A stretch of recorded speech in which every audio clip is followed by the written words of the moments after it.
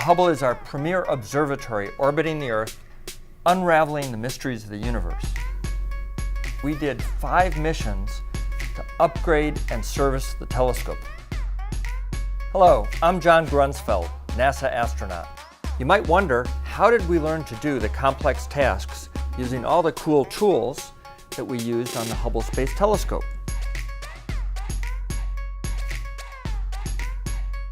One of the things that makes humans unique, and certainly one of the things that makes it a lot of fun to work on spacewalks, is developing tools. There are other animals that use tools, but nobody in the animal kingdom ever came up with anything like this.